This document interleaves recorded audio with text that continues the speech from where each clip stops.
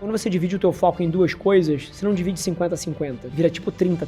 E esse é o grande erro que eu vejo os empreendedores cometendo. O cara se espalha 1 quilômetro de largura e 1 metro de profundidade. E o gargalo do teu resultado não são 7 coisas. É aquela coisa que impede o seu throughput de ser maior. Um cara tipo o Elon é engenheiro, o cara aprendeu isso no chão de fábrica. Ele sabe, tipo assim, cara, eu não consigo produzir mais carro porque a etapa de pintar a carroceria só produz 100 carros por hora. Não adianta eu querer automatizar a minha linha de montagem de roda. E numa empresa é igualzinho. 80-20 geralmente está em uma, duas coisas, e eu acredito que é ali que o founder tem que estar. Hoje eles trabalham com mais de 360 mil influencers. Acabaram de fazer uma campanha com o Mercado Livre, que o Mercado Livre conseguiu organizar 1.200 influenciadores, muita facilidade através da plataforma dele. Com vocês, Rafa Velar. Vai ter prazer estar aqui hoje e, cara, já começar falando que sou um fã do teu conteúdo. Acho que eu te conheci lá atrás no LinkedIn, os posts talvez com mais personalidade que o LinkedIn brasileiro já viu, e como funciona a internet, depois você cai no buraco negro e você é sugado pro ecossistema das pessoas, então vai ter prazer estar aqui também. Pô, feliz, cara. Tem uma galera que fica vendo os posts e começa a me odiar. Espero que não tenha sido o caso aí, né, cara? Então... Longe disso. Inclusive, te falei aqui no paralelo, lá na empresa, descobri hoje, quando eu tava vindo pra cá, que você já cativou mais algumas dezenas de pessoas também. Pô, fala mais uns números grandes aí. Quantos que vocês captaram até hoje? A Brand Lovers tem 2 anos de vida. A gente levantou um pre-seed de $2 milhões com o Canary. Pre-seed, tá? Fraco, $2 milhões pra brincar. E um seed de $7 com a Kazek. Pô, animal, cara. Em 2 anos de empresa. Foram 2 rounds dentro de um ano. No primeiro ano da empresa a gente fez os 2 rounds. E a companhia, assim, teve um investimento muito grande de CapEx nos primeiros 2 anos para construir a plataforma. A gente não tinha um foco tão grande em GTM, não estava tentando levar o produto para o mercado, porque não só tecnicamente é um problema complexo de desenvolver, mas ele sofre de um mal que enquanto a solução não estivesse perfeita, ela é inútil. Especialmente com o tamanho do cliente que você trabalha, né? É isso, porque o grande cliente que a gente serve no mercado enterprise, ele não tem tempo para trabalhar com um MVP de alguém. Os números são muito grandes, o problema que pode dar é muito relevante. Então, desde coisa de segurança, tipo SOC, esse tipo de coisa, tudo é muito sério. Então, demorou 2 anos pra gente fazer o GTM no negócio. A gente lançou em abril desse ano. E hoje, 6 meses depois, a gente já trabalha com 27 dos 50 maiores anunciantes do Brasil e a empresa tá decolando. Pô, essa campanha do Mercado Livre que eu mencionei, assim, né? 1.200 creators e tal, tipo, você tem quanto que deu, tipo, de impressões, assim? 170 milhões. 170 milhões de impressões, tá doido? Número aberto, inclusive case que saiu na mídia.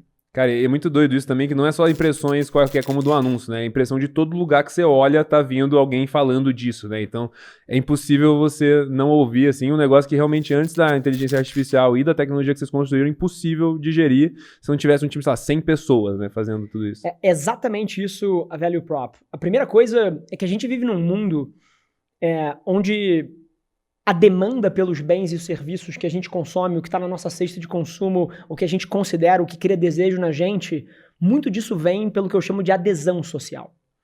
As pessoas, hoje em dia, os hábitos de consumo que elas têm são tão movidos pela utilidade do bem, quanto pela necessidade de fazer parte de um grupo ou se sentir parte de alguma coisa.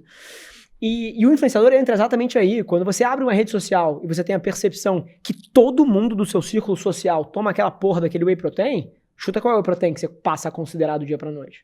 Então, você conseguir como estratégia de negócio, você criar esse sentimento de que socialmente o teu produto está sendo adotado em escala, é uma das maiores alavancas de geração de demanda que eu conheço. Não sei quanto tempo vai durar, mas o fato é que hoje cria resultados impressionantes. E é uma coisa que eu tenho visto bastante pesquisa, é inacreditável o quanto que as pessoas já não confiam mais na própria marca falando de si mesmo e quanto que elas confiam em influenciadores como se fosse seu próprio amigo indicando uma coisa, né? Mostrando, cara, o poder que tem crescido muito aí dessas marcas. Eu sou um cara de primeiros princípios, assim, né? Eu acho que um dos problemas do mundo de hoje é que todo mundo tem muito acesso à informação e as pessoas não destilam as coisas na essência para entender o que está acontecendo. E você matou aqui quando você disse. Porque a gente fala, caramba, influenciador, preciso fazer influenciador. Mas você já parou pra entender o porquê que esse troço funciona? A grande essência disso é que isso é o boca a boca 4.0. A gente sempre confiou na recomendação de um amigo. A gente sempre confiou quando um amigo fala que uma balada é boa, você vai. Quando a sua namorada fala que ela almoçou no restaurante que vocês precisam ir no final de semana, você fala assim, porra, animal, vamos. O influenciador, ele é a versão 2.0 disso. Eu te prometo que das milhares de pessoas que ouvem teu podcast, várias delas, apesar de nunca terem apertado a sua mão, apertado. Obrigado, não ia me deixar no vácuo. Elas têm a sensação que elas são teus amigos, cara. Elas já tomaram decisões com base em coisas que você apresentou pra elas. Elas já se pegaram pensando em mudar, assim, decisões de vida por conta de histórias que você contou, e elas nunca te conheceram. Agora, na hora que você fala assim, cara, comecei a usar isso aqui e tem me feito bem, ou funcionou XYZ utilitariamente pra mim, cara, você vai criar interesse instantâneo nas pessoas. Então, a gente sempre confiou na recomendação de quem é próximo da gente, de quem a gente confia, e o influenciador é só a versão em esteroides disso, porque um vídeo de uma pessoa com 10 mil seguidores, dados os algoritmos atuais, pode bater 100, 200, 500, 1 milhão, 10 milhões de views e levar essa recomendação de uma forma genuína para muito mais gente.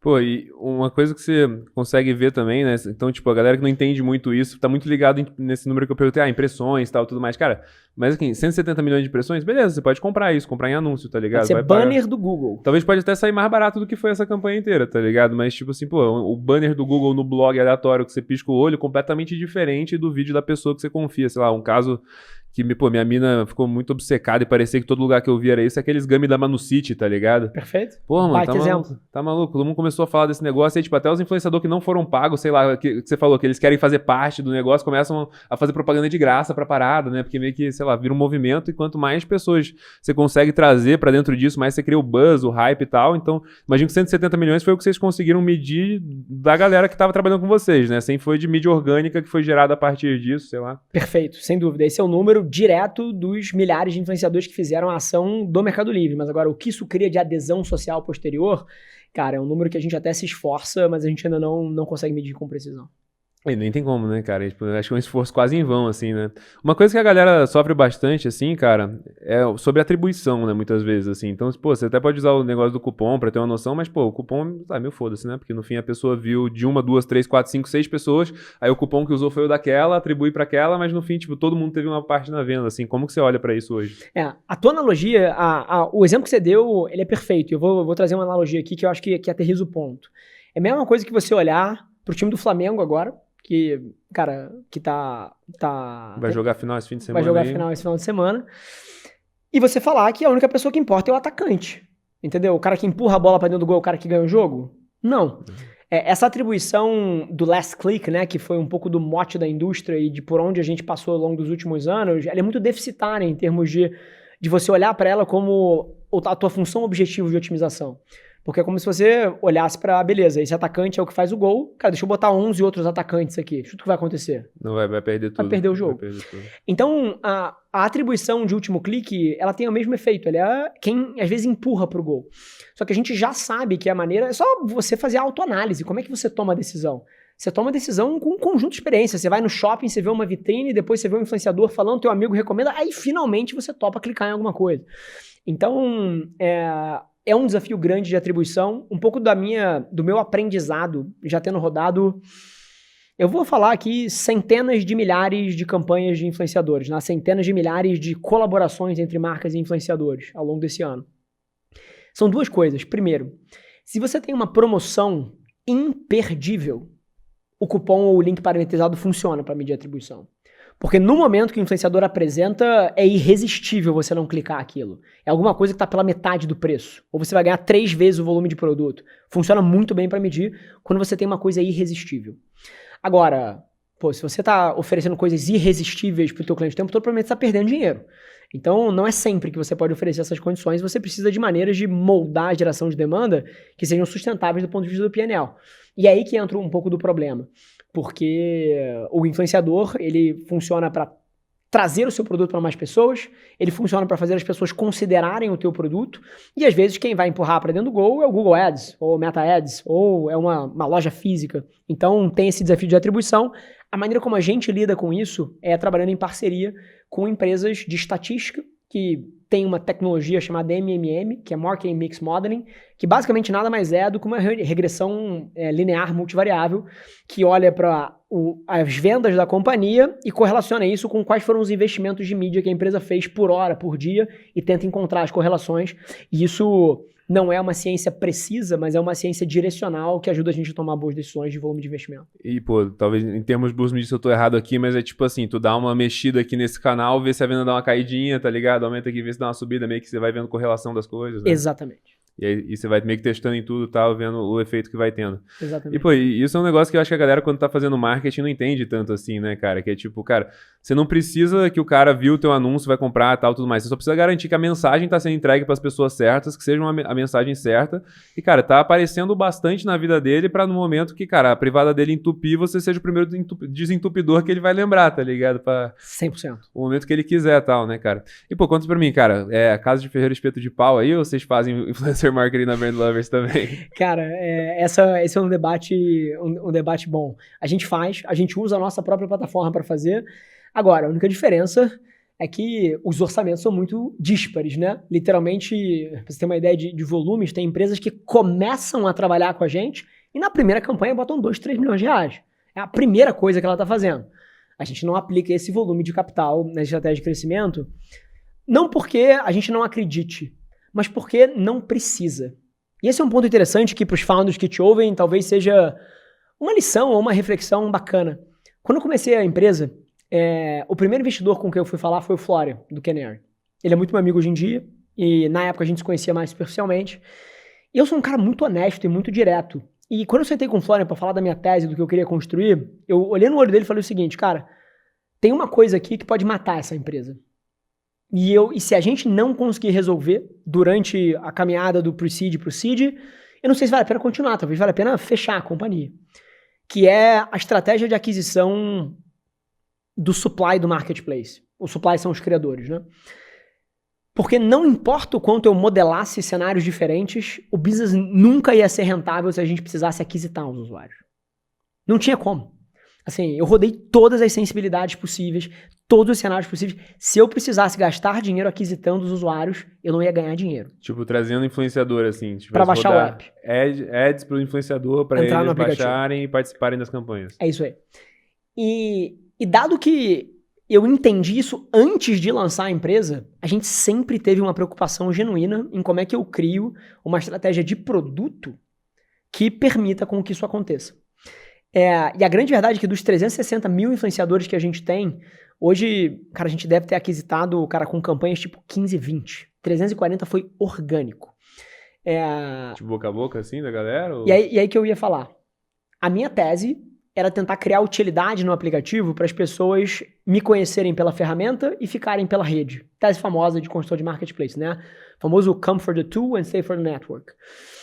Agora, nada do que a gente fez deu certo. E tudo que a gente lançou não conseguiu criar o efeito viral do usuário trazer usuários e esse tipo de coisa gratuito. Só que na hora que o marketplace do lado da demanda começou a escalar, ou seja, os anunciantes começaram a colocar campanhas, a gente entendeu que o nosso yield growth era outro. E a gente começou a ver uma correlação assim, altíssima entre grandes anunciantes que começavam a fazer campanhas dentro do nosso marketplace e um volume de downloads exorbitante. O que isso quer dizer na prática? Quando a Coca-Cola, lá na primeira campanha dela, acho que foi uma campanha de uns 400, 500 mil reais, primeira campanha da Coca com a gente, grande cliente nosso. Quando ela botou a primeira campanha no Marketplace, a gente teve tipo 18 mil downloads no dia da campanha. E o que a gente descobriu investigando o efeito é que na hora que entra uma oportunidade de monetização nessa, cara, os criadores se falam, isso cai nos grupos, eles mandam pros amigos, cara, tem uma campanha da Coca aqui pagando R$1.000 para influenciadores como eu e você, cara, baixa esse app aqui. Então, ao longo do tempo, a gente acabou alimentando um flywheel que é o seguinte, que é o nosso motor de crescimento, que é quanto mais marcas a gente capta para anunciarem usando a nossa plataforma, mais campanhas elas fazem na plataforma.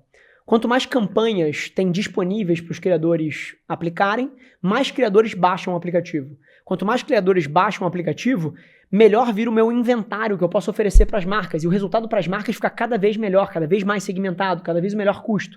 Isso faz com que seja mais fácil trazer as próximas marcas e faz as marcas atuais gastarem mais dinheiro. E esse negócio tem se alimentado de maneira brutal desde que a gente lançou o produto. Pô, isso é maravilhoso, né, cara? E também é tipo assim, pô, o melhor jeito de conseguir atrair a galera é se você entrar aqui, você vai ganhar dinheiro, tá ligado? E, pô, realmente ele vai ganhar e trabalhar com as melhores marcas e tal. Então é uma parada muito óbvia, assim, pros influenciadores, né? Sem dúvida. Mas eu imagino que você deve ter um desafio, assim, de tipo, sei lá, se for 360 mil, assim, mas, pô, imagino que muita gente, às vezes, não é tão engajado e tal, e que, pô, às vezes entrou, fez o cadastro, mas não tá ativamente participando de campanha e tal, ou não? Hoje, o nosso principal desafio para aumentar a liquidez do marketplace é trazer mais anunciantes para jogar mais dinheiro ali dentro. Hoje a gente tem um supply que é 10 vezes o volume de demanda que a gente tem. Então, se a Brilliant Lovers literalmente do dia para noite poderia crescer 10 vezes o volume sem ter um problema de oferta de inventário. Então tem muito espaço para crescer, o que é ótimo, o que tem alimentado o nosso crescimento mês após mês, que está galopante do lado de trazer anunciante para anunciar. A gente não tem shortage de supply, não é como se um seller do Mercado Livre estivesse entrando e não tivesse cliente do outro lado para comprar. Tudo que entra de campanha esgota instantaneamente. Mas o desafio é esse, se eu quiser servir melhor essas pessoas, eu preciso aumentar o volume de campanhas que estão ali dentro, e é o que a gente está fazendo. Agora, tendo dito isso, uma das teses que eu tinha erradas também do meu produto, desde o início, desde o day one, eu subi lá, cara, nos dashes de dados, que eu queria ver mal, queria ver DAO, queria ver WAU, queria ver Só contando aqui, tá mal, DAO, WAU, é tipo Daily Active User, quantas pessoas entram diariamente, mensalmente, semanalmente. Obrigado, vou step back alguns acrônimos aqui. Mas eu tava obcecado no início em entender, as pessoas estão baixando o app e estão ficando e estão usando todo dia. E, cara, a gente gastava uma energia monumental para tentar administrar esse engajamento do aplicativo, porque, em teoria, isso é a coisa certa a se fazer. Só que aí que vem um pouco de você questionar algumas convenções. O número de usuários ativos no aplicativo, no nosso momento atual, é inútil para resultado de negócio. Porque o que a gente precisa ter como capacidade é a capacidade de falar com ele quando eu tenho uma campanha para ele. Então, não importa para mim se o cara está usando 7 vezes por dia, 7 vezes por mês, 7 vezes por ano. Se eu tenho um cadastro bem feito com um e-mail, com um telefone, com WhatsApp e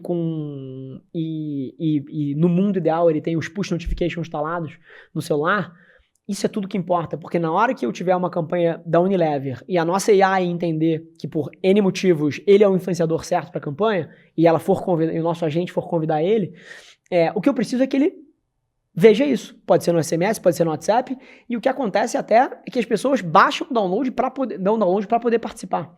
Então, hoje a gente entendeu que o que a gente precisa é de um grande banco de dados e a capacidade de ativação dessas pessoas e não necessariamente ter o fluxo de usuários ativos. Eu acho que quando você projeta o negócio alguns anos para frente, se a gente conseguir aumentar o volume de usuários diários, acho que abre outras oportunidades de negócio. Mas que, sinceramente, eu tô zero focado, porque o nosso core tá escalando, assim, de uma maneira impressionante, e qualquer outra coisa que a gente cria agora é completa perda de energia. Pô, eu me arrisco até a dizer que, tipo, daria quase pra operar a parada inteira no WhatsApp até, né? Se você tivesse um bom jeito, assim, do teu lado ser muito automatizado e tal, mas, tipo, pro influenciador ele nem tá nem aí se tem o app, se não tem e tal, né? Ele só quer fazer o deal, né? Seja bem-vindo ao último hackathon que a gente fez há 3 semanas atrás, que teve exatamente esse tema, e a gente recriou a experiência inteira do app dentro do WhatsApp e estamos testando. Pô, que da hora, mano, que da hora. Eu acho que o WhatsApp é um negócio que cada vez mais tá se tornando o sistema operacional, assim, da galera. Inclusive, fizemos uma entrevista com o CEO da Meg aí, com o Luiz, inclusive, quem quiser assistir aí. Tá? Abraço, Luizinho. E, pô, cara, e hoje, então, quando você vai trabalhar uma campanha, né? Vamos dizer que eu sou uma grande marca aí, a Coca-Cola e tal, o que eu vou fazer, assim? Eu vou falar pra você o meu budget, qual que é a minha ideia e o que acontece, assim, como que... Perfeito. Acho que todo mundo que tá ouvindo a gente já deve ter entrado uma vez na vida, pelo menos, no Meta Ads ou no Google Ads. Se você não entrou, você não tá com as mãos sujas o suficiente na tua companhia. Ou então você tá focado nas coisas erradas, porque vendas é oxigênio. Mas assim, essas plataformas, eventualmente alguém que não conhece, são plataformas onde você compra anúncios dentro da Meta. Ou compra anúncios dentro do Google. E elas têm uma dinâmica de produto, uma lógica de produto muito simples, que é você define o seu objetivo, você define o orçamento que você tem para aquele objetivo, você define o período de veiculação e você define com quem você quer falar, quem você quer atingir com a campanha. Essas são os 4 pilares do que a gente chama de um gerenciador de anúncios onde você compra mídia. E a nossa plataforma, que é o Creator Ads, ele tem exatamente a mesma lógica. Então ele é um software que a pessoa entra na internet com um login e ali ela define o objetivo que ela tem, o orçamento que ela tem, o período de veiculação e com quem ela quer falar. E os nossos agentes, a partir desse input, eles varrem o nosso inventário de 360 mil influenciadores e recomendam, dado que você tem 700 mil reais, são esses 700 influenciadores aqui que são perfeitos para a tua campanha e te trazem o melhor custo por resultado, dados os nossos algoritmos preditivos. Em geral, você sabe quanto que os caras cobram para fazer cada campanha? Muda de uma marca para outra? Como que é? Essa é uma lógica de produto interessante, nossa. A gente não pergunta para o influenciador quanto ele cobra. O nosso algoritmo valora o projeto que ele vai entregar. Então, como é que isso funciona? Se eu estou projetando que o influenciador A vai entregar 30 mil views, dado a correlação que ele tem com esse nicho, a taxa de engajamento média dela, o histórico de performance que ele teve em outras publicidades similares, tudo isso entra num algoritmo nosso que projeta quanto ele vai fazer nessa campanha. E com base nisso, eu ofereço para ele R$1.500, R$700, R$250. E ele não pode negociar esse valor. Ele sabe que é take it or leave it. E... Tem uns casos que você talvez paga mais e outros que você paga menos do que o cara geralmente cobraria. Tá, né? Provavelmente, mas o que eu me importo aqui é o seguinte. Hoje, eu sei muito mais do que ele quanto o post dele vale para aquela marca. Porque eu tenho centenas de milhares de pontos de dados de transações similares e de como isso performou ao longo do tempo. Então, o influenciador, se você para pensar como ele se precifica hoje, cara, é assim, ó. Deixa eu tentar. Se for muito fácil vender, eu vou cobrar mais. Então, assim, não tem nenhuma correlação com o quanto ele vale ou quanto vai gerar de valor para a marca, e é justo aqui que a ciência entra, né? O que a gente está tentando bridge the gap é justamente tornar científico o processo de quanto você deveria pagar para Paula, para Joana ou para Alfredo. E então, sim, provavelmente às vezes a gente cobra menos do que ele gostaria de receber, e às vezes a gente paga mais porque ele não sabe se precificar, e na verdade o que ele está entregando vale mais do que ele acha. Pô, demais, cara. E uma coisa que eu já percebi aqui no GigaCast é que, tipo assim, empresa, é o que você falou, o valor pra marca em si, né? Isso muda drasticamente, né? Então, pô, cara, se a Coca-Cola viesse patrocinar aqui o podcast, provavelmente teria um retorno muito bosta. Mas já a Insider Business, né, cara, que é a melhor roupa aí pra você estar comprando pra tua empresa, já fazendo aqui minha publi, tá ligado? Então, pô, o retorno é bizarro, assim, porque, cara, todo mundo que assiste aqui é startup, toda startup tem que comprar roupa pra empresa dela, e, pô, todo mundo gosta de usar Insider no dia a dia, sabe que é uma camiseta, uma roupa, você pode usar qualquer peça, inclusive, botar a marca da tua empresa, que vai estar usando o tempo todo, tá ligado? E vai ter orgulho de vestir a marca da camisa e, pô, você não quer entregar aquela camiseta bosta pro teu time, tá ligado? Até a gente entrevistou um cara, mano, que ele Matheus Oliveira, ele tem, cara, se eu não me engano, acho que é 4 mil pedreiros, assim, ele tá dando insider pros pedreiros, tá ligado? E os caras, tipo assim, é a melhor roupa que eles têm no guarda-roupa, muito maneiro. Tá feita público. O case da Insider, inclusive, cara, é um case interessantíssimo de influência, inclusive. São clientes já da Brand Lovers, não? Da Brand Lovers, não. A gente trabalha... A nossa estratégia de GTM, ela é empresas globais. Mais budget. Não só mais budget, e aí eu trago um dado pra você, cara. Eu sou um cara, assim, eu não faço o que eu quero, eu faço o que tem que ser feito. 80% do orçamento de mídia do Brasil tá em 60 empresas. E essa distribuição permanece no mundo. E dessas 80 empresas, 60 são globais. E estão no mundo inteiro e também são as líderes onde estão. Então, a gente está começando pelo Brasil, mas a gente tem ambições claras da América Latina e até de outros países, e muito do nosso GTM é focar o esforço nessas empresas para que o Brasil seja o trampolim para eu entrar na Unilever pelo Brasil e ir para o mundo inteiro, para eu entrar na Coca-Cola pelo Brasil e ir para o mundo inteiro. Então a gente é muito disciplinado em quem a gente quer servir por conta dessa sinergia um pouco mais macro. E hoje, cara, você sente que fazer esse pulo para virar um negócio global tal é tipo um big stretch na parte de oferta tal? Ou você acha, cara, quero entrar num país, é relativamente tranquilo de conseguir a oferta? Pô, o lado da demanda das marcas, eu acho que é razoavelmente tranquilo. Inclusive, ao longo do último ano, a gente foi provocado pelos clientes. Pô, quero usar isso aqui no México, quero usar isso aqui nos Estados Unidos. Isso é muito comum pra gente. As empresas muito grandes, elas têm uma necessidade de padronização de ferramentas, processos, parceiros, traz muita eficiência para o negócio. Imagina o que é uma Unilever, por exemplo, ter que trabalhar com 222 parceiros, tipo, no mundo inteiro. Você não consegue criar homogeneidade no teu resultado. Você vê o que você faz, né? Porque senão ele teria que trabalhar com pouquinhas agências diferentes e tal. Então dá muito trabalho. Então, do lado da demanda, é muito lógico porque que uma empresa global gostaria de padronizar esse tipo de coisa. Agora, do lado da oferta, esse sempre foi o desafio.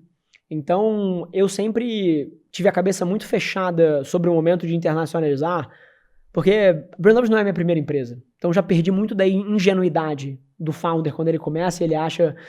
o fundador, quando ele começa, ele passa por uma jornada incrível, né? Primeiro, ele tá super animado, mas ele é completamente desinformado do desafio. E aí tem um momento que ele começa a ver as verdades duras de empreender. E aí ele vira um pessimista bem informado. E aí aqui que a maioria das pessoas desiste, mas quem persevera, quem continua, aí passa a ser um otimista, mas dessa vez bem informado. E logo depois, geralmente é quando as coisas boas acontecem. Então, hoje em dia, eu já passei por essa curva, então eu tenho mais noção dos desafios. Quando eu comecei a empresa, eu acreditava que a construção do supply do marketplace, ela ia precisar seguir a lógica do Uber. Então, cada país que você abre, você precisa, cara, encontrar milhares de motoristas. Cada país que o iFood ou uma Meituan abre precisa encontrar milhares de restaurantes. Isso é muito dispendioso do ponto de vista de capital. Então eu estava empurrando mais para frente. Mas recentemente a gente recebeu uma notícia incrível, que foi a mudança de estratégia das plataformas digitais. Então hoje em dia a Meta, o TikTok e o YouTube, isso tem poucas semanas, tá? Elas todas começaram a mudar as APIs delas. Então hoje em dia eu consigo ter acesso ao supply dela de influenciadores através de APIs. Então muito do esforço que seria hercúleo de aquisição, hoje em dia reduziu muito a barreira. Então a gente tem considerado, sim, acelerar um pouco o projeto de expansão. Mas tendo dito tudo isso, eu sou muito preocupado com foco. Uma coisa que eu aprendi na vida é que quando você divide o teu foco em duas coisas, você não divide 50-50. Vira tipo 30-30. E 40% do teu resultado meio que evapora nos switching costs mentais e de processo. E esse é o grande erro que eu vejo os empreendedores cometendo, que é o cara se espalha 1 milha, 1 quilômetro de largura e 1 metro de profundidade. Então eu sou muito preocupado com isso e... Já cometeu esse erro também? Já cometi esse erro mais vezes do que gostaria de admitir. Eu também, cara. Inclusive no último episódio eu fiquei falando meia hora dessa porra, cara. Que é tipo assim... Acho que é uma das principais coisas que eu vi assim, cara, quanto menos coisa você fizer, mais vai dar certo. Senão você fica fazendo tudo pela metade e nada anda, tá ligado? 100%. E a empresa perde o foco, todos os colaboradores não sabem direito o que fazer, tá ligado? 100%. E eu vou além nesse tema, tá? Depois que eu aprendi essa lição, eu comecei a derivar ela até pro time. Exemplo prático aqui pra quem tá ouvindo a gente. A maneira que as pessoas tendem a crescer numa corporação, ela é a seguinte. O cara tá indo bem, ele começa a acumular recurso embaixo dele. Então ele ganha mais uma área, ele ganha mais headcount. Então o teu melhor performer você começa a fazer a pessoa que melhor performa na tua empresa se espalhar 1 quilômetro de largura e 1 metro de profundidade. E eu passei a ter uma visão diferente, assim, os meus melhores performers, ao invés de eu estar preocupado como é que eu dou mais coisa para esse cara, eu comecei a não só educar eles para eles não esperarem isso, mas eu também comecei a me policiar do oposto. É tipo assim, cara, o que eu tiro do escopo desse cara? Para que ele possa focar naquela uma coisa que é o que vai transformar a companhia. Tipo assim, tem uma métrica que você tem que estar se importando, cara. O resto todo foda-se. Se essa métrica aqui subir, você tá fazendo um bom trabalho. Tá é isso. E essa conversa é uma conversa desconfortável. A gente, o conceito de gargalo, ele vem do latim e ele significa prioridade. E no latim, no passado, gargalo não tinha plural, era tipo um erro gramatical, não existia tipo gargalos, prioridades. A palavra, ela significa literalmente aquela uma coisa que é a mais importante. E essa é uma discussão desconfortável de você ter, que é o que é a uma coisa que a gente vai fazer bem como empresa e o que é a uma coisa na qual você vai focar no teu trabalho.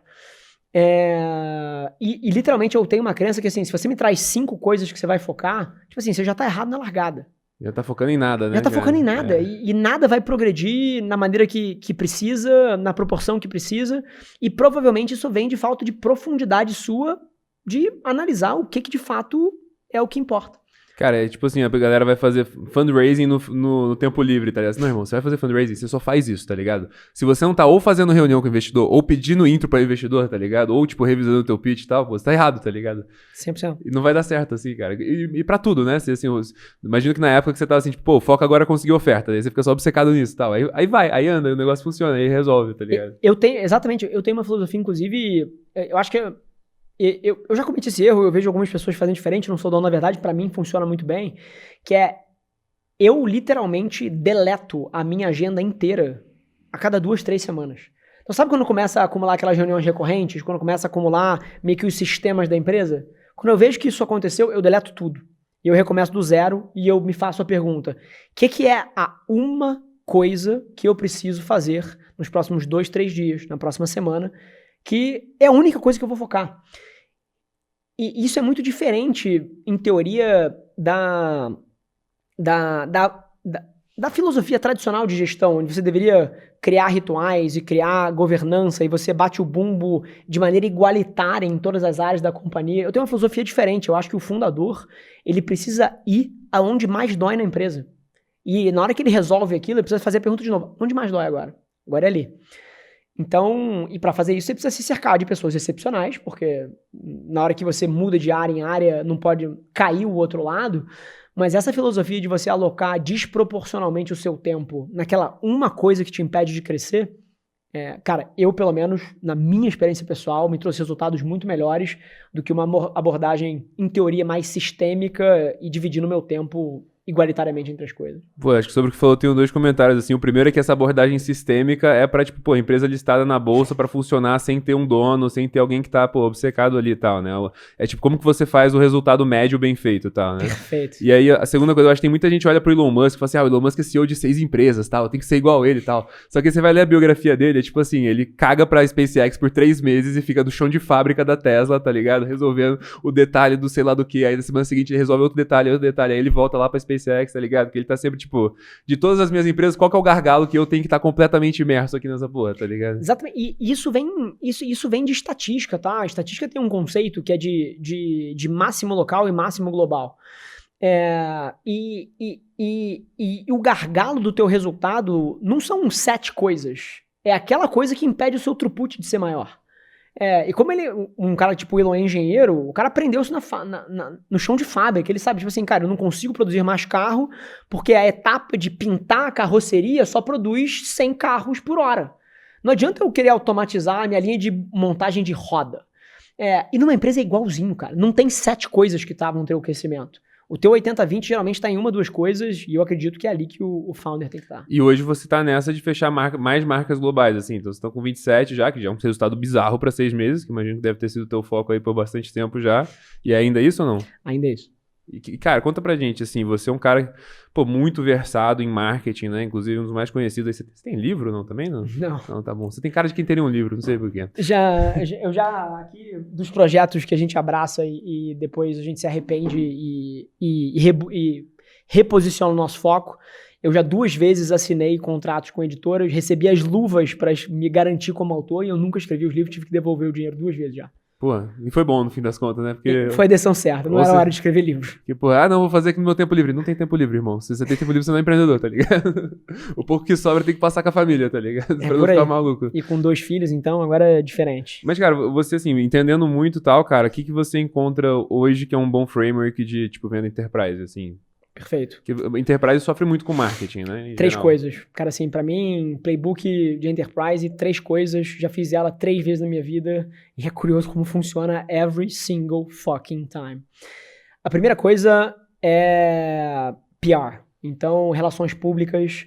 Você precisa estar presente no jornalzinho do condomínio da tua indústria. Então, por exemplo, no meu caso, a indústria de marketing e publicidade tem um veículo chamado Meio e Mensagem.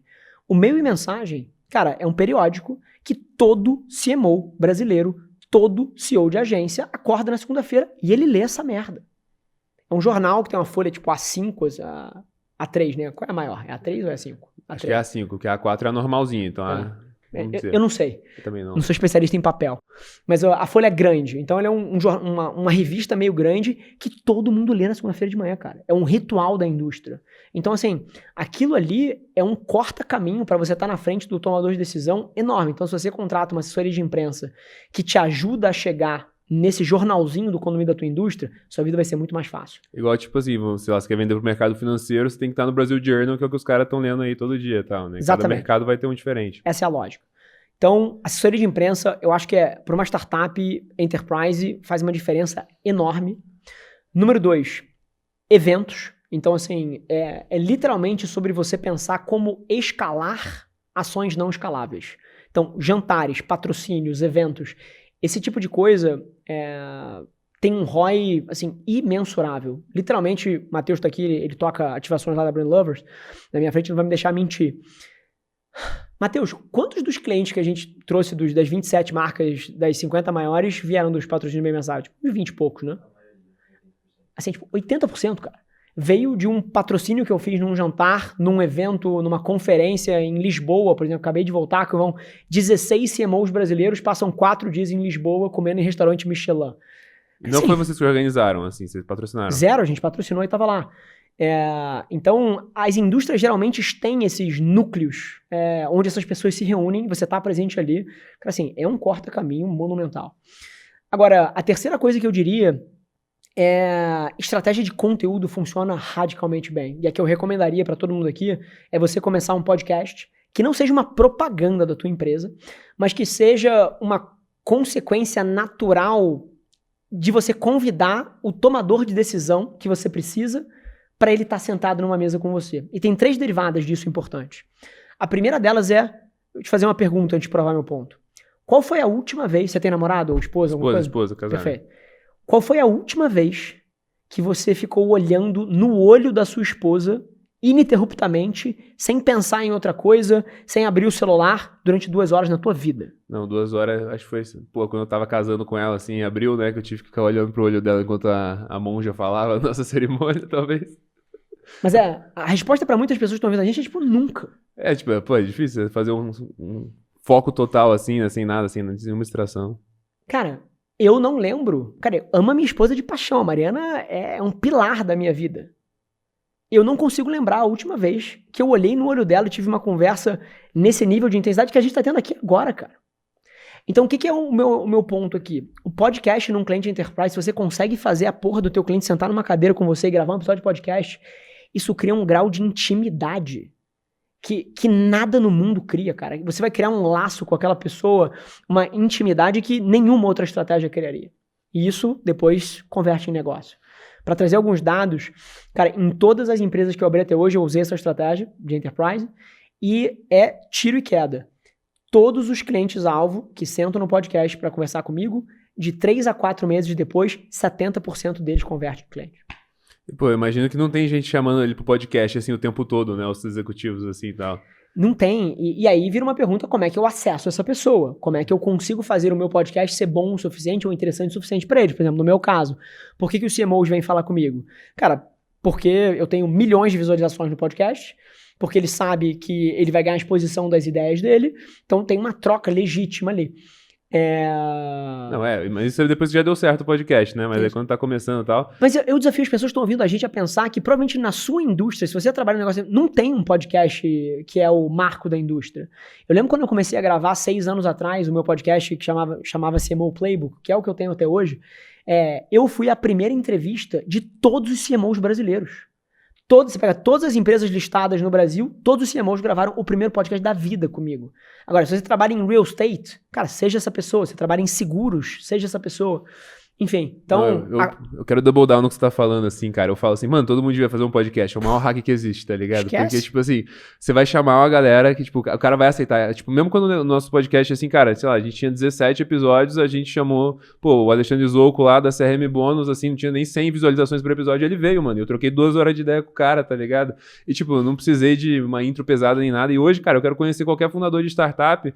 Eu chego, sei lá, pô, pro fundo, eu vejo quem que foi o fundo que investiu. Eu conheço o cara do fundo, falo assim, qual é? Pergunta se o cara não quer vir aqui no podcast. Pronto, eu conheci o cara, tá ligado? É a coisa mais fácil que existe. Perfeito. E de brinde, ainda ganhei uma grana boa aqui com os patrocinadores, tá ligado? E queria também double down no que você falou de evento, tá, cara? Então, pô, inclusive tem a Bart aí, que é nossa patrocinadora, né? Vou falar mais dela, mas, tipo, cara, eles patrocinam aqui, mas o que eles têm de resultado mesmo é porque eu virei promoter dos caras, tá ligado? Então, tipo, eu chamo a galera que cola aqui no podcast que eu vou conhecendo e eu organizava uns jantarezinhos, assim, tipo, sabe, eu não vendo nada, não, fazer só de resenha, network, porque eu acho que algum dia vai ter algum resultado, mas aí eu chamei o fundador um dia, ele falou assim, pô, tu não quer organizar lá na Casa Bart, a gente paga tudo e bota uma comida pica e bebida de graça, você não tem que fazer nada, só chamar. Falei, pô, eu tô fazendo todo esse trampo, eu que tô gastando, tá ligado? Com certeza, eu vou fazer e tal. Inclusive, Bart aí, a melhor opção pra você resolver o problema financeiro da tua empresa, cara.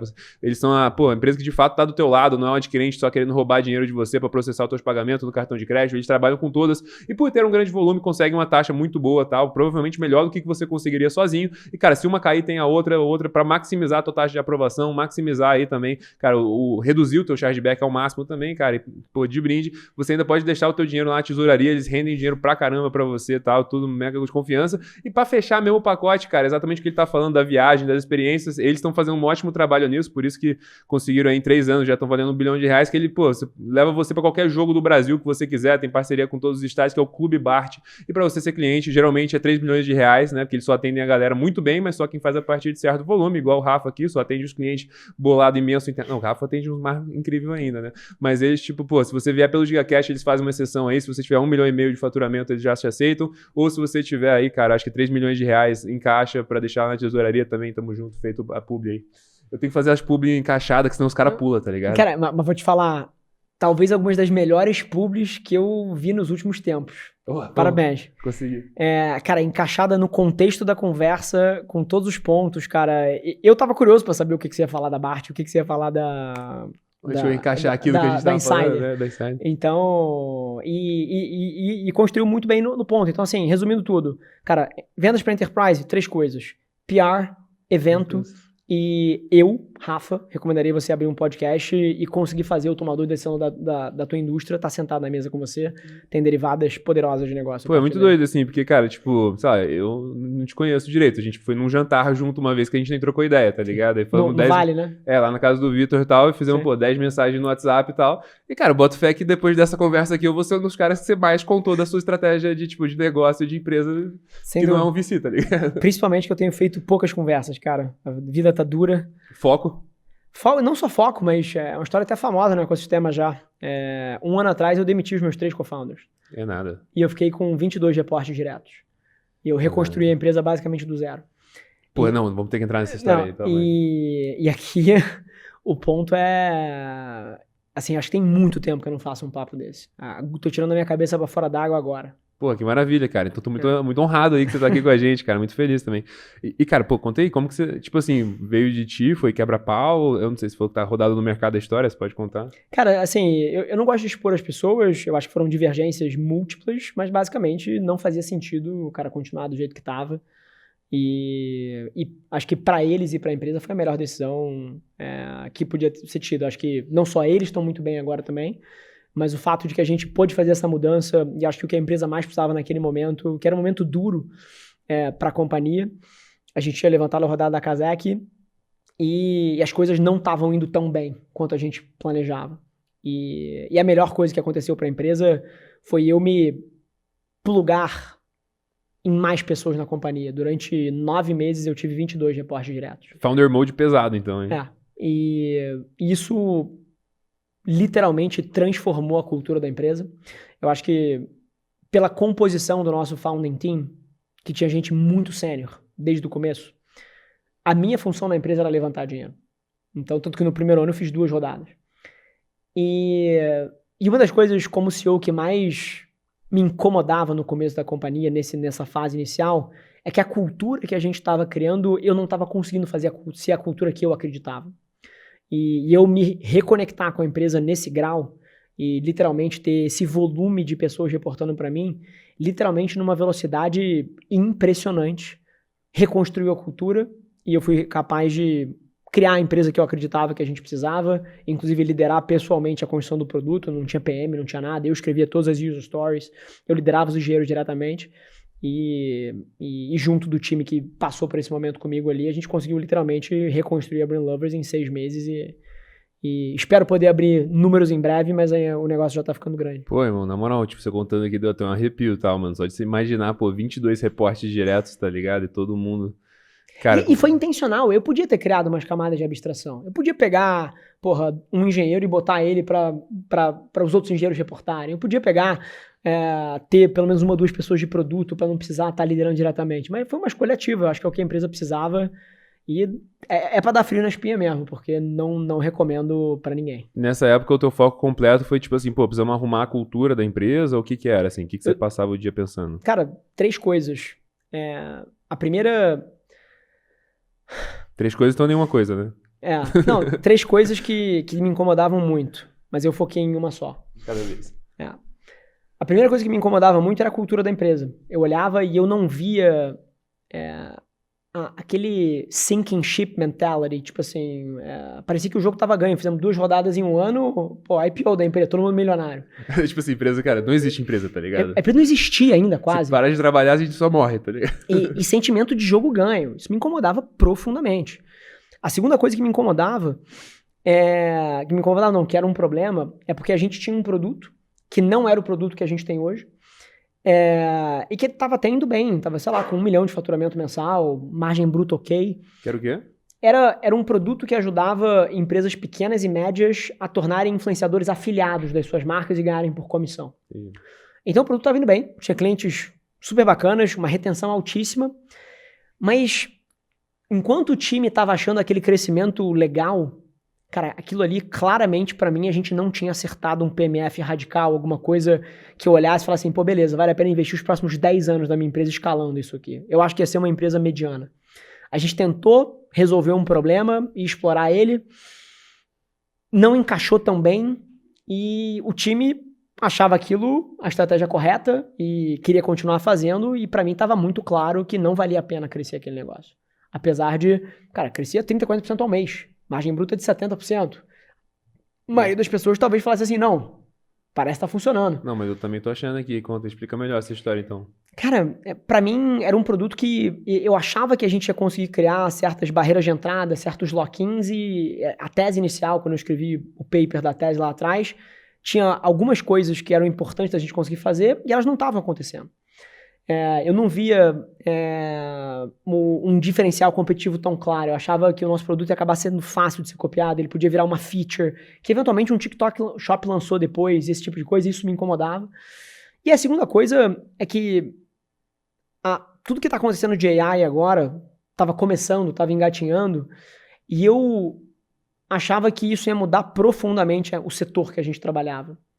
E uma empresa que não tivesse isso no core, cara, assim, talvez tivesse um flight de 2, 3 anos ali, de uma sobrevida, e depois alguém que fosse 100% AI first, cara, ia engolir o negócio. Eu também não acreditava numa solução marginal, né? Pô, deixa eu botar uma feature de AI aqui. Não. Tem que ser, o produto tem que ser a AI. Então tinha esse pivô de produto que eu achava que precisava, e a terceira coisa era o GTM, que também estava custando muito aquisitar os clientes, e não estava rodando tão bem. Então eu demiti o time de vendas e marketing inteiro, eu demiti o time de produto inteiro, e eu literalmente reconstruí o produto do zero em 4, 5 meses. Então em julho a gente fez a mudança toda, 22 reportes diretos. Em novembro a gente entrou no beta com Coca-Cola, com Mercado Livre, com L'Oréal e com hipermarcas. E aí, de novembro / dezembro até março, essas empresas ficaram no beta e testando o produto, a gente foi melhorando, e em março, abril, a gente criou Conforto e lançou pro mercado. E aí, cara, você, tipo assim, matou o negócio uma vez que lançou, ou tipo assim, pô, if you wanna take the island, burn the boats, assim, falou assim, ó, morreu, demiti todos os meus clientes, vamos recomeçar aqui. Foi literalmente isso que aconteceu.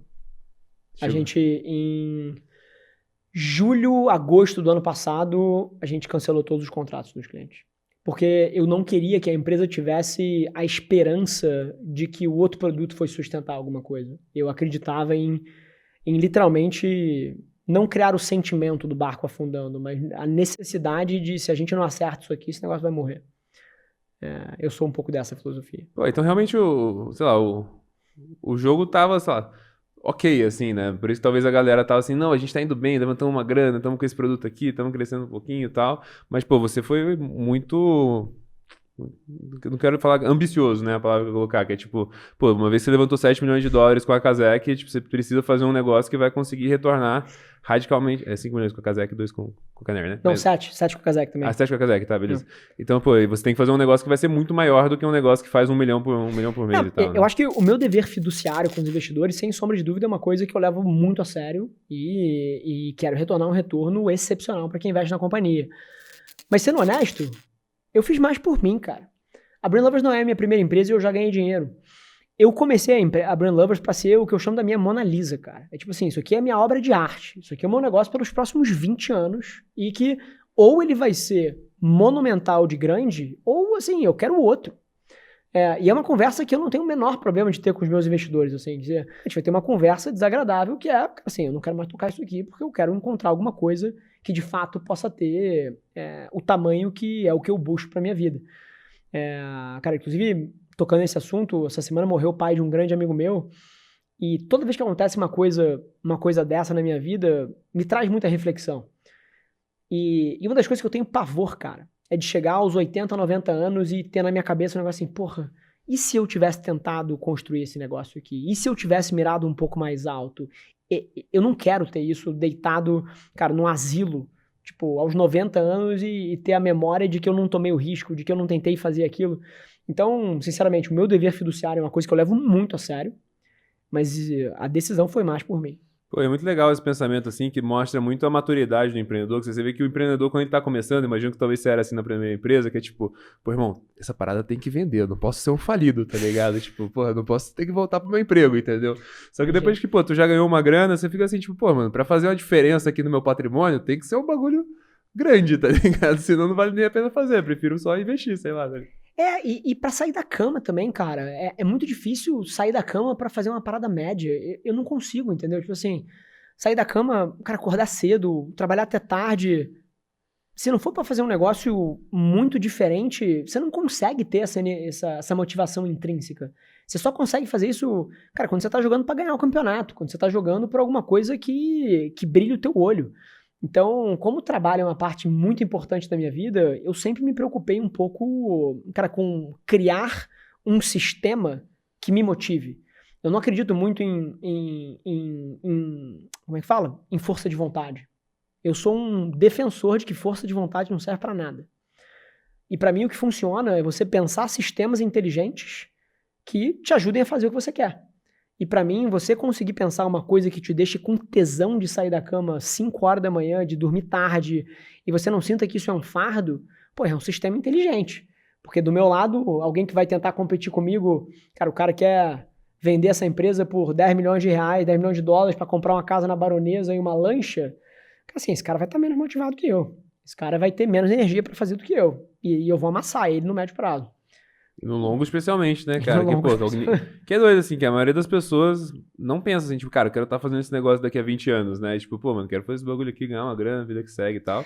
E numa primeira empresa tá tudo bem, né? Às vezes você precisa criar um colchão, você Não. precisa... A primeira coisa que você tem que fazer é zelar por você mesmo, depois você tem que zelar pela tua família, tá ligado? Depois você pode ser mais ousado e tal, mas primeiro isso aí. tem que conseguir pagar tuas contas. E esse é o ponto, assim, eu não tô no nível de patrimônio do teu irmão, nem perto, mas assim, mas eu consigo viver o resto da minha vida tranquilamente. É, mas tipo assim, eu vejo ele também, amigos dele, que, pô, É. fizeram muito dinheiro e vão fazer a próxima oportunidade, a gente fica assim, tipo, pô, o que dá pra fazer, tá ligado? É Tipo, isso.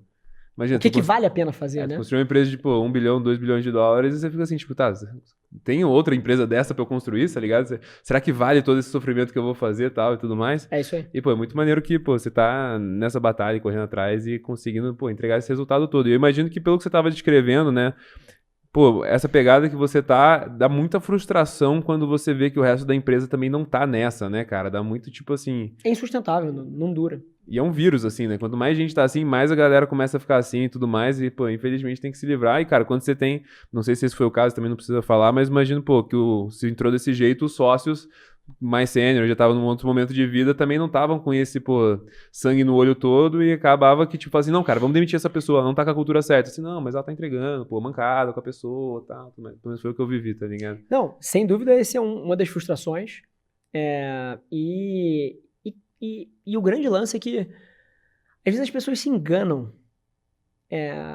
E elas se enganam que essa conversa não é importante só porque elas não querem ter a conversa. Elas falam, não vou falar isso, não.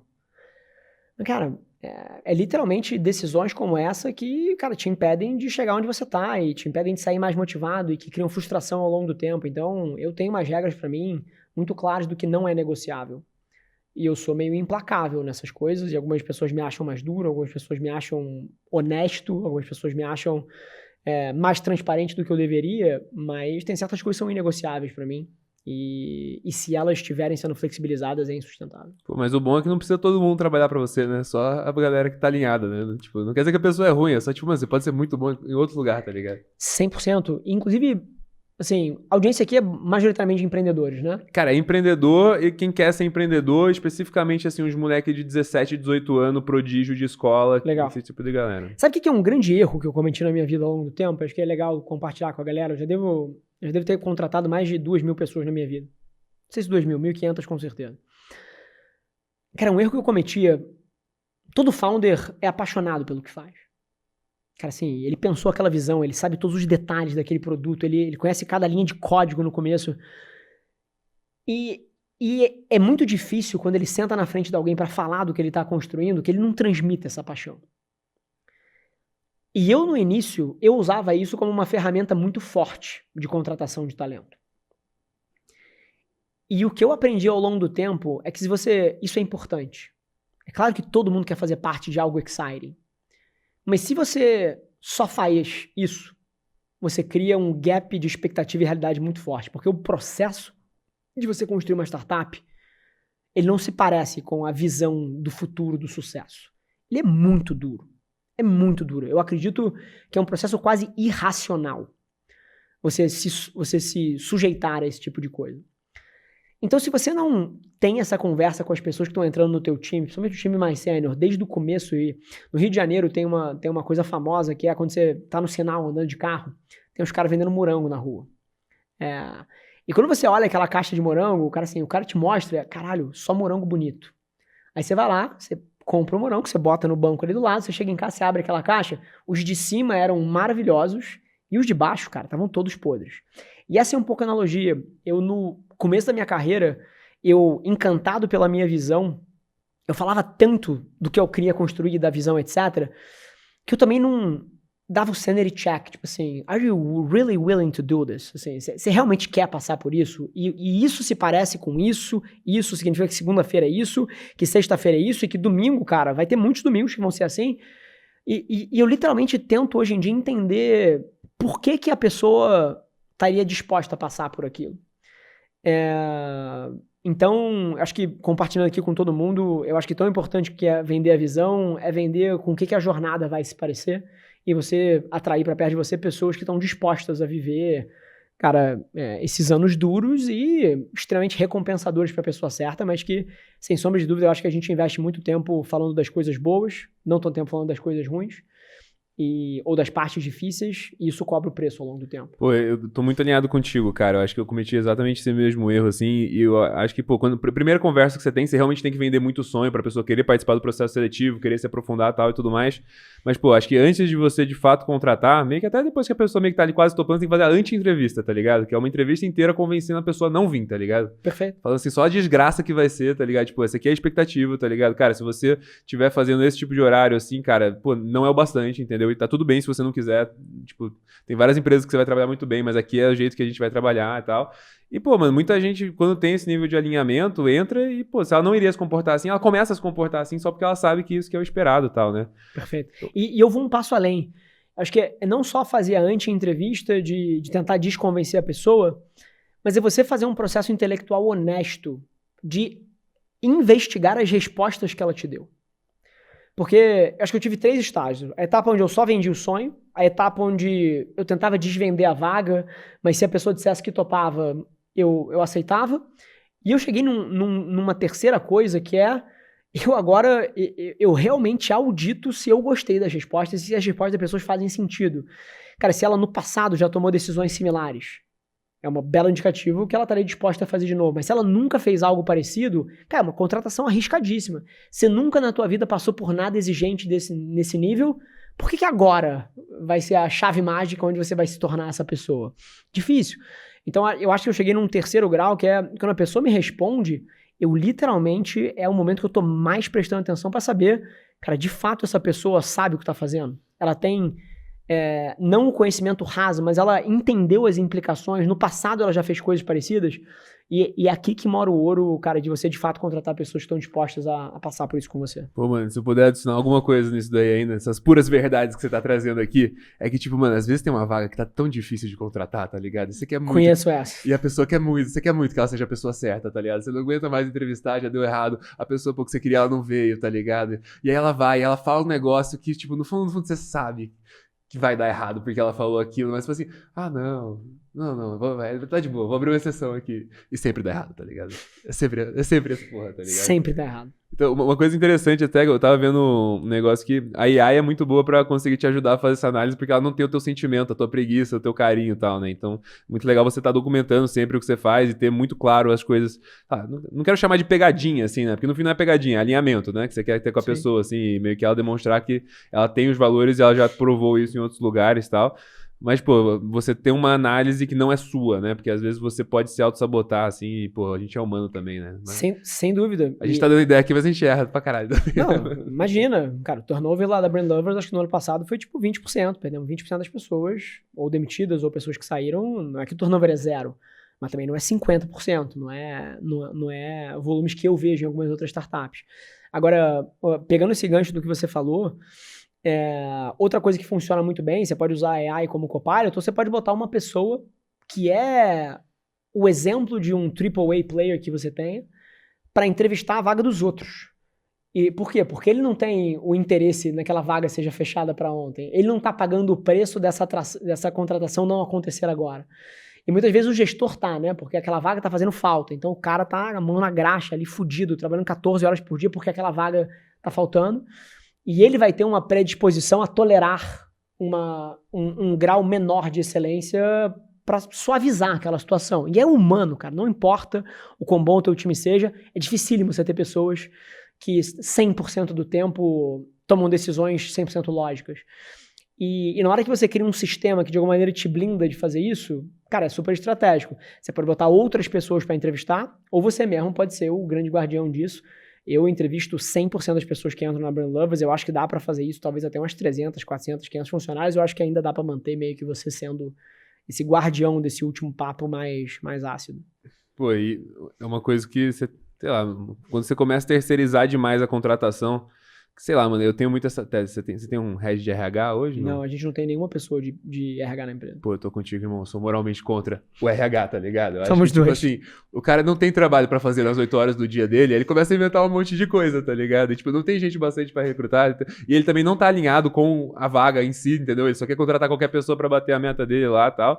Então, pô, tipo, eu até perdoo pra fazer burocracia. Quer dizer, perdoava pra fazer burocracia, porque hoje com a Caju, eles têm a nova plataforma. Você conhece o Cajuzinho, né? O melhor cartão de benefícios aí conhecido no Brasil e tal, mas eles também têm a plataforma que é a melhor amigo do RH, onde você com muita facilidade consegue, cara, fazer desde a burocracia de entrada, da documentação, até quando o seu colaborador vai fazer uma viagem, tem que fazer alguma coisa, parte de gestão de despesas, você já coloca o crédito no Cajuzinho dele, ele já coloca o comprovante, já alinha tudo e, pô, muitas outras funcionalidades pra tá sendo cada vez mais conhecido como o melhor amigo do RH. Então entra aí no Caju e tal, condição especial pra quem tá assistindo o GCast. Essa você não viu essa vindo, né? Essa eu não vi, você vindo, mas abraço pro Edu. Grande, pô, Edu, inclusive tem episódio do Edu aí. Grande Edu, baita empresa e baita produto também. Pode comprar que eu confio também. Pô, maneiro demais, cara. Pô, cara, a gente foi numa pegada muito intensa aqui. Acho que foi um dos melhores começos de episódio que eu fiz aqui até agora, mas eu tô doido pra saber mais da tua história mesmo, cara. Então, você nasceu, pelo que a gente falou aqui um pouquinho antes, cara, família classe média baixa ali, cara, na zona oeste do Rio de Janeiro e tal, cara. Estudava onde?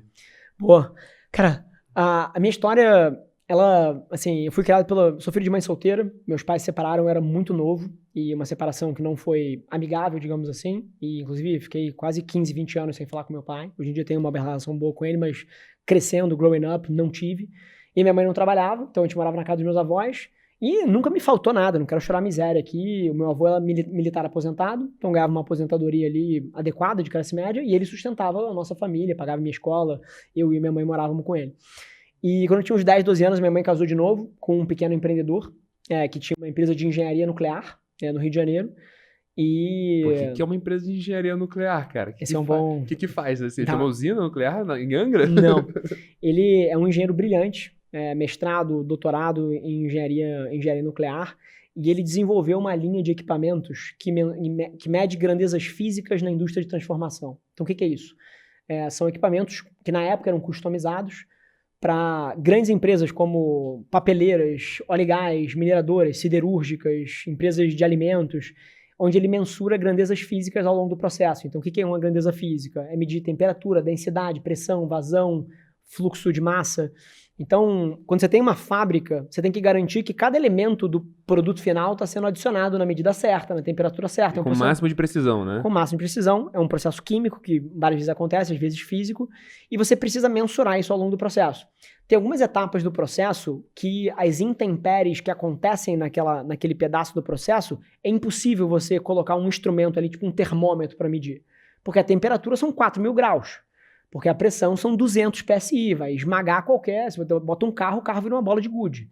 Então, nesse tipo de processo, você não pode introduzir nenhum sistema de medição que esteja dentro do processo. Você precisa medir por fora.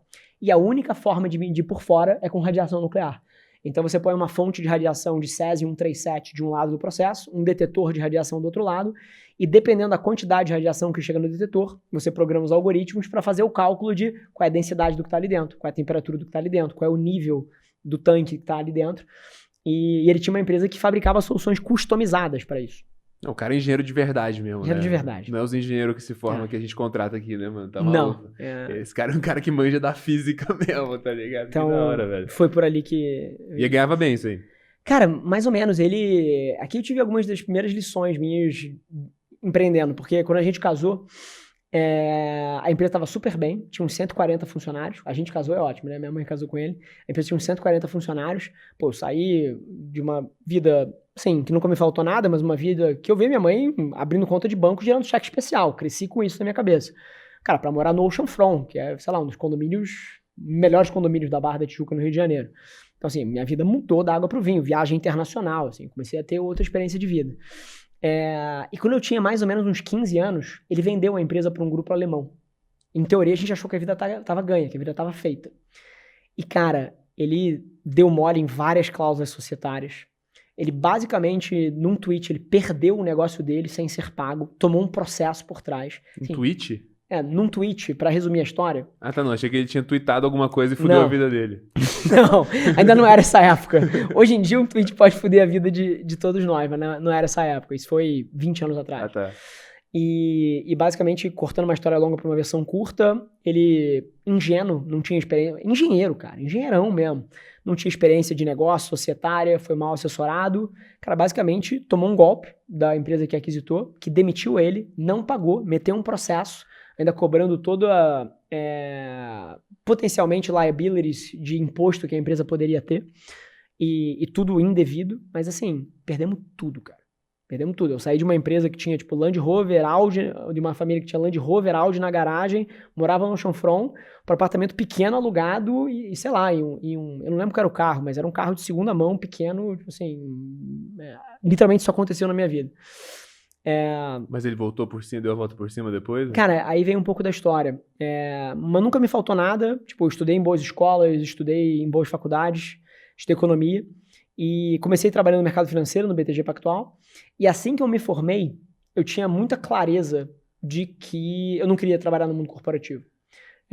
Eu comecei estagiando na Ambev, meu estágio na Ambev durou um dia, literalmente, pedi demissão em um dia, porque apareceu um estágio numa empresa industrial chamada White Martins Praxair, que é uma grande empresa de gases do mundo, numa área de análise de investimento, que era o que eu gostava, então era uma área super fechada que reportava direto para o CFO, para analisar os grandes projetos de investimento, então construção de plantas, calcular a taxa de retorno de investimento de CAPEX, uma coisa que me encantava na época. Fui trabalhar lá, eu era extremamente ambicioso, e ali dentro eu vi que esse mundo corporativo não ia funcionar para mim, porque eu tinha um chefe que literalmente virou para mim e falou: Rafa, você é proativo demais, você é ambicioso demais, e eu, cara, assim, eu acho que eu tenho um dever moral de te alinhar a tua expectativa, assim, para você virar diretor nessa empresa vai demorar 30 anos. Eu pedi demissão no mesmo dia. Eu fui trabalhar na BTG, que é onde eu acreditava que a meritocracia era mais implacável. No BTG, eu criei para uma área que era a área de research, só que eu entrei pelo back-office. E empreendedor que sou, construí relações com todas as pessoas possíveis dentro da área de análise, tanto do research sell-side, quanto da asset de buy-side, private equity e outras áreas ali, e objetivando receber um convite para mudar de área. O convite veio. O BTG tinha uma regra que você precisava ficar 1 ano e meio no back-office antes de ir para uma área de front, se você entrou pelo back. Só que o teu chefe podia te liberar dessa regra. E literalmente a minha chefe não liberou. Eu pedi demissão no mesmo dia. E aí literalmente eu falei, cara, assim, isso aqui não serve pra mim. E eu acho que eu preciso ter a minha própria empresa. E aí eu fui trabalhar com meu padrasto. Eu fiquei ponderando se eu abria uma empresa, mas eu não sabia o que fazer, também não tinha experiência nenhuma com o negócio. Falei, cara, meu padrasto tem uma empresa, por mais que esteja num momento super difícil. Quero o que agora? Ele ainda tinha aquela empresa, só que estava com 6 funcionários. Ah, entendi. Ele perdeu todos os clientes, toda a operação e tal, e meio que falou assim, cara, vou fazer de novo isso aqui, porque é isso aqui que eu sei fazer. Exatamente. Aí, na verdade, ele pegou uma representação de uma empresa americana para começar a revender os produtos dele, porque ele não podia mais vender os produtos da outra. Então, ele estava recomeçando a empresa dele ali. E eu falei, cara, meu padrasto, por mal ou bem, cara, é um empreendedor que está vivo no Brasil há 35 anos. O cara tem empresa, foi uma empresa tipo em 80. Cara, eu acho que aqui tem uma boa escola para eu aprender o básico de imposto, de gestão, de como tocar um negócio. E eu fui para lá com ele, na época a empresa estava faturando tipo 2 milhões de reais por ano. Cortando uma história longa para uma versão curta, 5 anos depois a empresa estava faturando 60, 70. e ganhei uma grana excepcional, deixei meu padrasto rico e foi minha primeira grande experiência empreendendo. Então, acho que esse é o origin story. Pô, e aí, tipo assim, você entrou pra vender o negócio? O que você fazia? Cara, o meu background era financeiro. E aí, a primeira coisa que eu fiz foi eu comecei a organizar os números, eu não tinha nada. Era uma padaria de português, ele não sabia quanto caixa entrava, não sabia quanto vendia, não sabia nada. No final do mês ele olhava o caixa e falava assim, deu bom esse mês, tem aqui um dinheirinho, não tem dinheiro. Então, cara, meio que estabelecia a governança financeira, cara, contabilidade, reporting, para entender onde a empresa estava. Cara, no primeiro DRE que eu montei, eu falei assim, cara, só tem uma opção aqui, porque a gente precisa de um galpão logístico. A gente precisa do mínimo de ferramentas de usinagem aqui para trabalhar alguns dos equipamentos que a gente importa. O custo da empresa está no talo. É impossível ser menor do que isso. E a empresa era nada rentável. Só tem uma opção, crescer receita. E aí que começa um pouco a minha vida, porque eu falei assim, dado que a única opção é crescer receita e a gente não tem dinheiro, que opções eu tenho? E isso era 2012, 2013. E ele achava que, tipo, tava de boa, assim, que dava... Cara, não, a família tava mal, cara.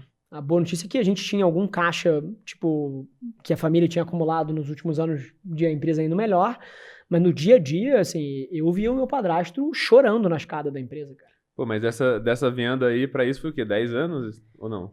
Não, foram tipo 3 anos de litígio até ele poder abrir o negócio, mas era um momento desesperador, assim, eu vi o meu padrasto chorando de não ter dinheiro pra trazer pra dentro de casa, e a minha mãe precisando voltar a trabalhar, tipo assim, um momento duro pra família como um todo. Mas, tipo, desse problema até você entrar foram 3 anos? Eu tinha uns 15 anos quando deu a merda, foram uns 6 anos. Uns 6 anos. 6 anos. 3 anos de litígio, e depois a empresa nova dele, reconstruída, tinha 3 anos já, mais ou menos. Entendi. Pô, então a tua jornada profissional das empresas foi rápida, assim, em geral, né? Tipo, foi um dia na Ambev, rapidinho um dia na Ambev, 6 meses no BTG, e 6 meses na White Martins e 2 anos no BTG. E, pô, você se formou na faculdade também? Me formei. Mas quase que você saiu da faculdade já tava com ele, então. Basicamente. E o que aconteceu depois foi que a única forma da empresa crescer, que a gente tinha dinheiro para fazer, era marketing digital.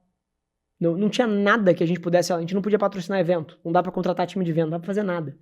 A única coisa que a gente podia fazer era usar o nosso próprio esforço para criar uma presença na internet. Então, num setor super técnico e num setor, assim, completamente... cara, energia nuclear. Uhum. A gente começou a produzir conteúdo. 2015 isso? 2013. Canal de YouTube, página no Facebook, anúncio de Google. Pô, mas uma venda mega específica, assim, né? Para um cliente muito específico, assim. Então, 100%. O que você fazia, mano? Cara, vídeo explicando os equipamentos. Artigo no blog que a gente montou, e foi aí que eu aprendi a codar,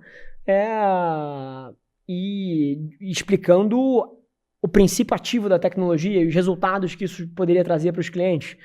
E cortando uma história longa para uma versão curta, foi aqui que eu entrei no marketing digital. Porque eu comecei primeiro por blog, e aí a gente começou a indexar muito bem no Google. E aí tem aquelas coisas de empreendedor, né? Cara, o site que eu montei, o nego entrava no site e achava que a gente era multinacional. Porque, cara, as fotos bonitas, o design, eu sempre gostei muito de design impecável. Então os clientes viam as soluções e perguntavam, pô, de onde é a empresa? A sede de vocês fica onde? Assim, a empresa ali na favela da Maré, em Bom Sucesso, bicho. Você entendeu? Então, a internet meio que deu esse respiro pra gente. A gente começou a comprar a palavra-chave no Google dos equipamentos que a gente vendia. Na época a gente pagava tipo 7 ou 17 centavos, eu não lembro exatamente aqui, se era 7 ou se era 17. Mas tinha muita busca desse equipamento, cara, assim? Não tinha muita, mas assim, 100 buscas. Mas não tinha competição também, né? Tinha mais ninguém fazendo isso. Não tinha mais ninguém fazendo. A empresa até hoje tem marketing digital como um canal importante, mas hoje em dia ao invés de pagar 7 ou 17 centavos, paga 17 reais no clique da palavra-chave.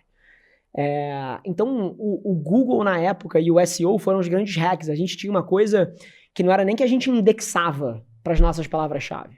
A gente tinha o que na indústria a gente chama de Search Engine Domination. Qualquer palavra-chave que você buscava, as primeiras 8 páginas dos resultados eram meus.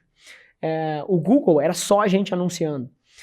E esse foi meio que o grande respiro da empresa. A empresa começou a crescer nas costas disso e a gente foi introduzindo outros canais. Rede social, LinkedIn foi muito forte pra gente 8 anos atrás, quando ninguém fazia.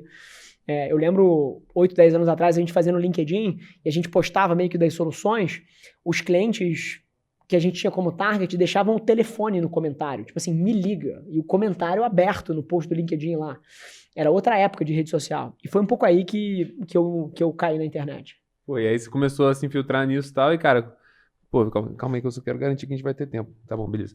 Cara, é o seguinte, o que você acha que, sei lá, olhando pra trás, isso era óbvio, tipo assim, cara, a galera era muito burra que eles não estavam fazendo isso, né? Tipo, hoje é óbvio, na época, óbvio, não era, né? Se ninguém tava fazendo, falou assim, não deve funcionar, ninguém tá fazendo e tal. O que você acha que hoje talvez é isso, assim, no marketing? Ótima pergunta. Eu acho que 2 coisas ainda são extremamente subvalorizadas no marketing. A primeira delas, eu vou parecer que estou vendendo meu próprio peixe, mas é influenciadores. Literalmente, eu acredito que o teu podcast deveria ter 39 mil empresas loucas para patrocinar isso aqui. Fica a reflexão aí, galera que tá assistindo. E não tem. Tem empresas inovadoras, uma BART, uma Insider. Então, eu ainda acho que... E aí vou trazer alguns números para o meu achismo, tá? Falando de Brasil, para contextualizar para todo mundo, o Brasil investe entre 80 e 100 bi de investimento de mídia por ano. O investimento de influência é menos de 1,5% disso. Isso te parece correto? Não, muito errado, muito errado. O que é o maior, assim? É TV. TV? Não, inacreditável. Então, assim, esse é o ponto, entendeu? E isso aconteceu várias vezes no marketing, que existe alguma espécie de estratégia que já funciona muito bem e que os orçamentos enormes ainda não chegaram nessa estratégia. Porque o que acontece nos próximos capítulos, chuta o que é. Rapaz, Esses orçamentos vêm. Eles vêm e aí começa a ficar mais caro, né? E fica muito mais caro. É o que aconteceu na minha palavra-chave, que custava 17 centavos, hoje em dia custa 17 reais. A Unilever chegou, a Amazon chegou, o Mercado Livre chegou. Há 10 anos atrás não estavam lá. Então, hoje em dia, a influência está exatamente nesse mesmo momento do tempo. Que você pode comprar um negócio que vale 10 por 1. E essa é uma estratégia boa de negócio. Então, acho que essa é a primeira coisa. Cara, se eu puder incrementar nisso que você tá falando, assim, eu acho que, pô, influenciadora, a galera meio que enxerga, assim, ainda hoje como, tipo, mano, vou patrocinar a Anitta, tá ligado? Tipo, pô, cara, isso comparado com você patrocinar, sei lá, vamos dizer, a Anitta tem 50 milhões de seguidores, você patrocinar, tipo, 5 mil pessoas que tem 10 mil seguidores, o resultado é tão desproporcional. Esquece. E o preço talvez é até mais barato, né, cara? Esquece. Porque, não, tipo... Não dá nem pra saída. Primeiro que, pô, você tem menos seguidores, você tem mais alcance proporcional, tanto que você tem de seguidor, né? Tô errado aqui? Não. 100% certo. E, cara, segundo que, tipo assim, pô, se uma pessoa tem 10 mil seguidores, mas tipo o GigaCast, assim, são poucos, mas a galera se sente meio que parte dessa mini comunidade, assim, essa famíliazinha que a gente tem. Então, eu tenho muito mais influência sobre esses meus 7 mil seguidores... Do que a Anitta. Mas muito mais, mas não dá nem pra saída. Não, assim, a gente tem uns números dentro da Brand Lovers. Não dá nem pra saída. A gente faz testes onde as empresas contratam algumas celebridades ou influenciadores muito grandes e usam o mesmo orçamento para contratar, como você falou, um grupo de influenciadores menores. Os resultados, cara, assim, eu tô falando de 9, de 11, às vezes 17 vezes melhor ROI, melhor retorno, não só de awareness, mas como de conversão. Então, essa para mim é uma das coisas que é matemático. Os orçamentos não vieram ainda. A EMS, que é o maior anunciante do Brasil, 1,8 bilhões de reais. Sabe quanto a EMS investe em marketing de influência? Não. Zero. Zero? Não acredito. É de remédio, né? É zero, é de remédio. É uma farma. Tem outras farmas que já estão vindo. A Hipermarcas, que é o segundo maior anunciante desse setor, tem bi de orçamento também, é um grande cliente da Brand Lovers, está se mexendo. Mas a EMS não veio ainda. Não, falou tudo, cara. E, pô, se eu puder complementar ainda nisso, tipo assim, dá pra entender. Isso é uma coisa específica que não dá pra entender porque eles não fazem, porque, cara, é a proposta de valor de vocês porque vocês existem, né? E gerenciar 5 mil micro-influenciadores é impossível antes da inteligência artificial e tal. E, pô, imagino que vocês fazem, cara, toda a comunicação com todo mundo e tal, e eu tenho que filtrar meu patrocinador aqui. Então, se você quiser fazer a comunicação no WhatsApp com os teus clientes com muita facilidade, você deveria usar a AW Sales, que é a nossa querida patrocinadora, que eles fazem um trabalho maravilhoso. O G4 usou, eles tiveram um resultado de 28 vezes, porque eles pegaram todos os lead frio lá, né, entre aspas, que ninguém queria atender, ninguém queria falar, cara, mandaram mensagem automática pra todo mundo, eles vêm do mercado digital, digital, que é a galera do infoproduto, são muito bons de vender, já fizeram todos os modelos, todo o treinamento para conseguir ser muito bom de vendas e entregar resultado. Ele muito fácil de configurar, testa WC ou você tá perdendo tempo. Foi mal, mano. Tem que encaixar aqui, senão não encaixa de acabar. Não, inclusive, dou uma dica para vocês, tá? Uma coisa que eu tenho em todas as minhas empresas é um prêmio pro vendedor que ativa o lead mais antigo dentro da semana. O vendedor que vende pro lead mais antigo dentro da semana ganha bons prêmios. Essa cultura de você conseguir ativar e mensageria é parte-chave disso.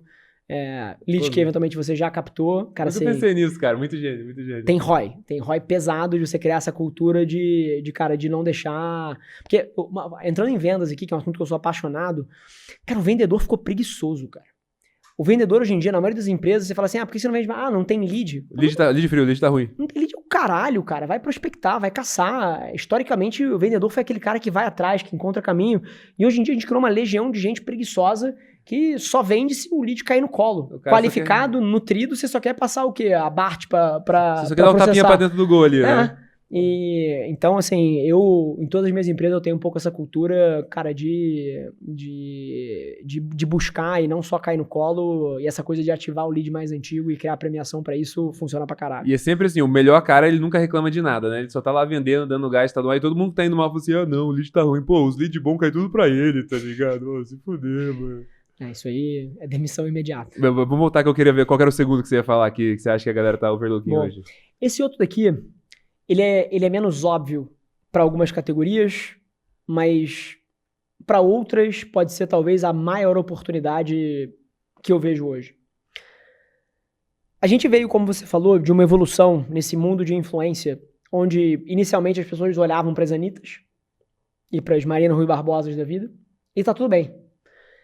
A gente tá entrando nessa era agora que tá só começando dessa mídia mais descentralizada, de você fazer 1000 influenciadores que tem 50 mil seguidores, ao invés de fazer um influenciador que tem 50 milhões.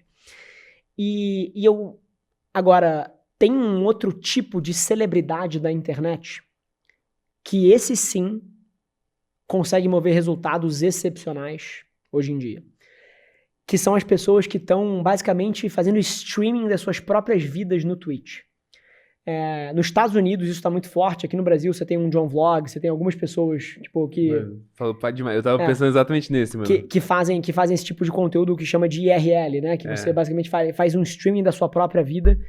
E o ponto pra mim é o seguinte: se um influenciador que você ouve um podcast de 2 horas, como você, já cria esse nível de afinidade, de influência, cara, você imagina o que cria na cabeça de alguém que documenta a própria vida. 24 horas por dia. E o que me marcou disso e me acendeu um negócio, foi assim, caceta, isso tá acontecendo. Foi na Kings League, cara. Na Kings League, quando aparecia um Neymar, quando aparecia, cara, em teoria uma celebridade no campo, no vídeo, ou quando entrava em campo, a galera aplaudia, assim, pô, bacana. Pô, o cara aí, legal. Cara, na hora que entravam os caras de IRL da Twitch, principalmente na Kings League de outros países, cara, o que acontecia com o público no estádio era tipo assim... eu desafio você a procurar isso no YouTube, tá? Porque era uma resposta que não era 2 vezes maior, não era 3 vezes maior, era 10 vezes maior. Ficava ensurdecedor as pessoas ovacionando aquele cara que tinha acabado de entrar.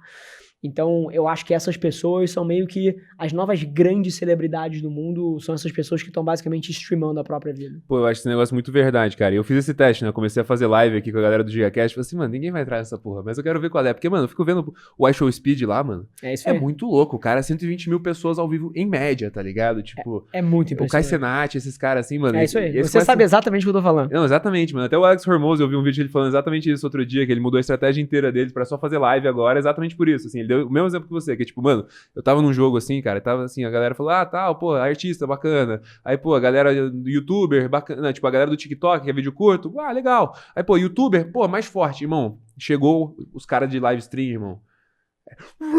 Os caras malucos. Aí você vê os vídeos assim, mano, o cara tá em qualquer lugar do mundo, mano, uma legião de fãs, assim. É isso aí. Os caras ficam obcecados. É um bagulho mais forte de criar comunidade, de criar, tipo, relacionamento que existe. E pegando o teu ponto, o que eu desafio quem tá ouvindo a gente a fazer aqui? O que é o grande erro que eu vi nos últimos 10 anos nas pessoas que estão operando marketing e querendo descobrir a próxima fronteira? É que quando aparece uma parada dessa, e você vê pela primeira vez alguém falando disso, Sabe qual é a reação mais comum? Vou esperar. Rejeição. É. Pô, que negócio estranho. Pô, tá maluco. Pô, se achou o Speed aí, o cara esquisitão. Tá falando do Cristiano Ronaldo aí, o que esse cara tá falando? Como assim, pô, os moleque, o Kai Cenat lá com o Tota, tipo assim, como assim, que bagunça essa casa aí? Pô, tá maluco, eu vou associar minha marca nisso aqui. E vez pós vez, a mesma coisa acontece, cara.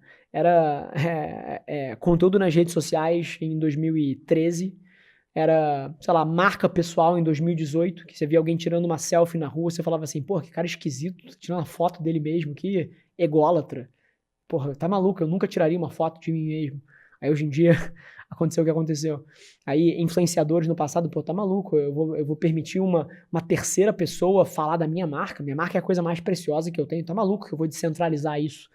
Então assim, cara, é curioso, quando você tá tempo suficiente numa indústria, você vê que as pessoas sempre acham que, não, agora é diferente, agora é novo. É tudo a mesma coisa, cara. E é sempre a próxima plataforma e as pessoas julgam TikTok há 6 anos atrás. Eu tenho um vídeo falando de TikTok há 6 anos atrás. Falando assim, gente, se você descer meu feed aqui, você vai encontrar lá, tipo, 6 anos atrás um vídeo falando, na época chamava Musical.ly. Tipo assim, gente, eu tava no aeroporto e eu vi uma menina usando um aplicativo que eu não conhecia. E aí eu pedi licença pro pai dela, essa história é verídica, pedi licença pro pai dela, pra poder perguntar pra ela, porque os Estados Unidos é um lugar meio diferente nessas coisas, você chega pra falar com uma criança, você vai tomar uma voadora. Faz sentido. Aí eu pedi pro pai pra perguntar qual era o aplicativo que ela tava usando, ele foi super agradável, deixou, eu falei, pô, que aplicativo? Ela falou, Musical. Aí eu baixei, comecei a usar, eu falei, pô, quantas vezes você usa isso aqui? Ela falou, o dia inteiro. Eu perguntei pra ele, ela usa muito isso? Cara, o dia inteiro. Eu perguntei pra ela, e as suas amigas também usam? Sim. Cara, 6 anos depois virou o TikTok. E 6 anos atrás, quando eu falei isso, assim, legal. Sei lá. Vai passar, tá ligado? Vai passar. Então, eu acho que a grande reflexão que eu trago em cima desse segundo ponto aqui dos live streamers para você que tá ouvindo, o que hoje você tá julgando com um olhar crítico ao invés de ser curioso sobre?